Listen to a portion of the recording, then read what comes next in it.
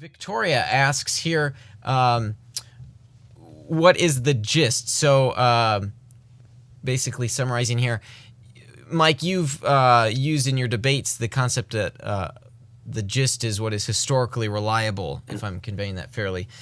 Maybe you could elaborate on what you mean here. What do you mean by the gist of the story? Well, the word gist, I think, how it's technically defined in, say, a dictionary, and how we interpret it can be two different things, okay? So I believe the way the dictionary defines it is the main and essential parts of what occurred. So we could say that, or an essentially faithful representation of what occurred. So you have an event. How do you describe that event? Well, as long as I give the main and essential parts, cover those without any of the peripheral details, you could say I've given you the gist. However, if I'm saying, well, you get the gist of what happened, that's a little looser way. I could be talking to someone on the phone and relaying an event. Say, I don't know, my wife and I went to a baseball game, and we saw a walk-off home run in the bottom of the ninth by Chris Bryant at Wrigley what's that? Field. What's that? By the Cubs. You guys were going to Wrigley Field in this hypothetical, right? That's right. So it is totally hypothetical because the home run would have been in the top of the ninth if the Braves were playing against the Cubs. I clarified at Wrigley Field, though, so the Cubs would have been the home team. That's right. That's why the home run would have occurred in the top of the ninth. Oh, you said top? I thought you said bottom. No, well, I did. Well, then it would have been a walk-off.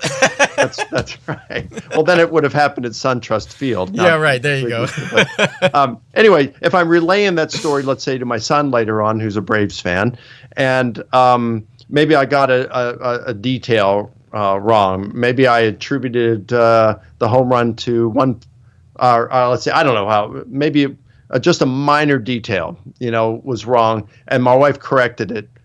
I'd say, well, he gets the gist of what happened, So you get the main and essential parts of what occurred. So that's what I'm referring to with gist. It's the main and essential parts. I'm not saying that there's an error, could be, may not be. That would be irrelevant. The gist is that you got the story, pretty much down. So, an example would be, let's say, when Jesus comes out of the water at his baptism, the voice from heaven in Mark and Luke says, "You are my beloved son.